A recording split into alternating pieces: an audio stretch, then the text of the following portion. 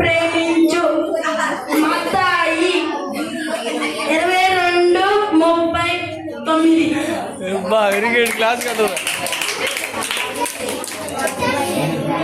ఎల్లప్పుడూ మీతోనే ఉంటాను. మత్తాయి 28:20.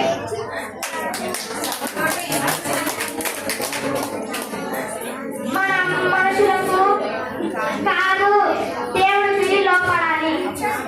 అపోస్తలు 5:29.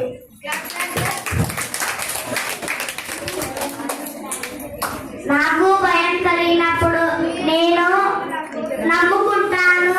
కీర్తులు 56:3.